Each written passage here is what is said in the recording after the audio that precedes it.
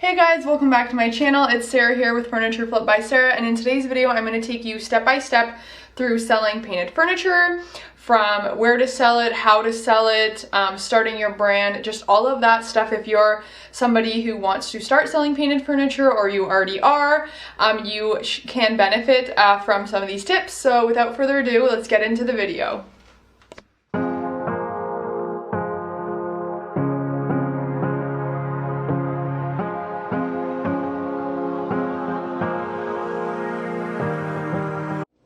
So step number one, when you're getting started with selling furniture or you're looking to sell painted furniture, is create your brand, your identity, something that people are going to be able to recognize you by. So you want to do this by creating a logo, maybe even a website, but just to start with a logo, a name, something to identify yourself, and then kind of create your style. Once you have your name and your logo, you then want to create your style. You want to figure out, are you somebody who is going to be painting bright, funky colors, or maybe more neutral, farmhouse style, chippy? There's really endless possibilities. You just want to find something that can be yours and can be identified with your logo, with your brand. Obviously, you can branch out and try different styles, but have something to start with that kind of shows your work, and people are going to start to recognize you by that. Then once you have that, you want to go ahead and start making your social media links. So you can do an Instagram, a Facebook page, a website, or even a blog, Pinterest. Just really like starting to get your name out there, taking that username, and start showing your work. So step two would be staging and photography. When you're taking your photos, you want to make sure they're crisp and clean. You want to make sure your staging doesn't take away from the piece. If you're working with something that's super detailed, you don't want to have too much props or staging decor around it, because you really want to focus on the piece. And having that would just take away from the piece you're trying to showcase. You want to make sure your lighting is good. If you have an area where you can take photos with large windows, natural lighting is the best. But if you don't have that, you can use studio lights. That is what I use. I picked mine up off of Amazon in a set of 2, I believe, and they're great. I set those up and then just put them away when I'm not staging anything, and it just helps brighten up your photo. You also want to make sure when you are editing them, you are not over editing your photos. You don't want to play with the colors too much, because then when people see it online and they go to see it in person, they're going to have a different picture in their head than what the color really is.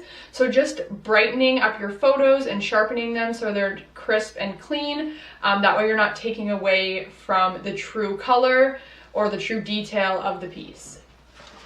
So the third step I want to share was posting your items for sale, listing them, getting them out in the marketplace for buyers, clients, anybody who would be interested in your items can find them. But one app I did want to share with you guys is called Carrot. Carrot is a marketplace type app.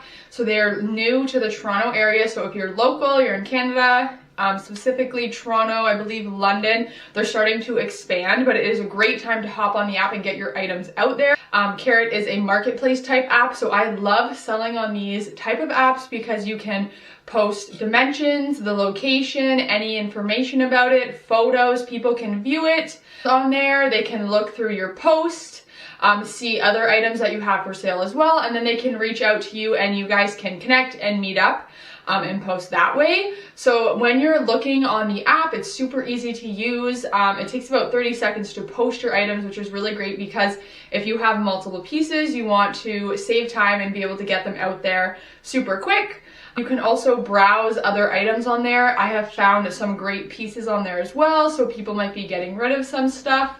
And you can just send them a direct message right on there, and then you can meet up with them. You can get some pretty good deals that way. You can also sell anything around your house that way, which is super great, and I love that about Carrot. Step number 4 is not something that is completely necessary, but if you don't have this, it will be very hard to pick up furniture or offer delivery for furniture. So having a big enough vehicle, to fit furniture in, whether that is a large SUV, a work van. When I started out, I just had a small SUV and then I upgraded to a work van. and it has saved me so much time. I can do multiple deliveries in one day because multiple pieces now fit in there. You can also do an enclosed trailer. I recommend something enclosed because if you're living somewhere where you go through different seasons, if you had a pickup truck, it would snow, the piece could get easily damaged. So having something enclosed is definitely key. Also, if you are able to offer that service, you are going to be able to reach more people faster. A lot of people don't have a big enough vehicle, especially in big cities where not a lot of people drive at all. It's going to be really hard for them to come pick up your piece. So if you offer delivery, you can get it to them right away and there's no issues. Next on the list is pricing your items. You want to make sure you're pricing your items at a price point that they're going to sell. If you can't let your pieces sit for a while, you might need to post them a little bit lower than market value. If you're somebody who is just starting out and you're just creating a name for yourself, I recommend to go a little bit under market value just to get your name out there and start to build up your clients and your audience base and just really get your work out there. If you have painted a piece and you're unsure what to price it, you can also look at different comps in your area. You can go on different marketplace apps, Google, and just try to figure out really what people are selling that item for that's similar to yours and to see how much you can get it for. Of course, as you start to gain experience and build your audience, you can start to raise your prices slowly. Obviously, you don't want to just do a huge price increase, but slowly as you gain the experience and knowledge, you can always up your prices. When it comes to lowering your prices, I think you need to create a price that you are set on. If it's too high and then you just like put it on sale or you just do a discount, people are going to start to notice that. They're not going to want to buy things full price because they know you're going to just put it on sale or you're going to lower it in a couple of weeks. So work out a price that you're okay to let it sit for a couple of months if it needs to, and really just stay firm on your pricing. So number 6 is picking your color. I often get asked a lot, how do you know what color to paint something? What color should I paint this? And then again, it goes into your branding. So if you're somebody who's working with bright colors, you obviously would like it to go with your scheme, and you would pick a bright color. If you're somebody who is just starting out and you want to reach multiple people and really you want to paint something that's going to fit into multiple people's homes, you're going to want to work with neutrals. Neutral colors are a safe option, but they do sell. So if you're unsure, I would go with something more like a white or an off-white, a gray. You could even do something more bold like a black, navy blue, but just stay away from really those like bright and fun colors.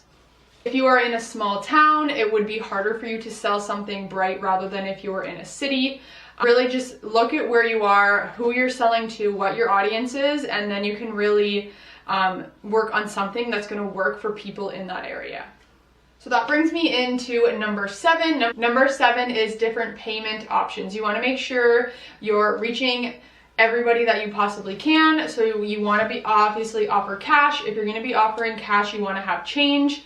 You don't want to be in a situation where somebody offers you less because you don't have the change, because chances are they're not going to want to pay more for the item. So just make sure you have that change ready if you're offering cash.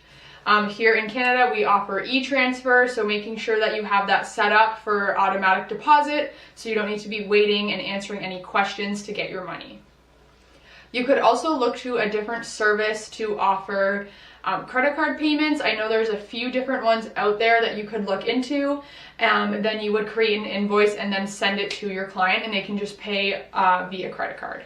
So number 8 is to be yourself and really focus on your branding and who you are and what you want to be painting, what you want to be showing people, and really just focus on that, and your audience will kind of build from there. So if you're somebody who only does mid-century wood pieces, focus on that rather than doing like a bunch of different stuff. You can really focus in on that and take over that space in the market.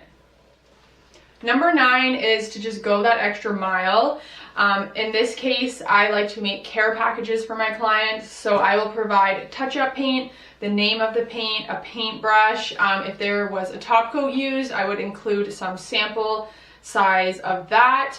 just really going that extra mile. So when you are delivering that piece or they're picking it up, you can say, hey, just to let you know, there is a care package inside with some touch-up paint for you, a paintbrush, just so they know if anything were to happen to their piece, they have it there and they will remember that next time, and they would rather go with you because you're going to be going that extra mile for them, so they will remember that in the future when they're looking to use your services.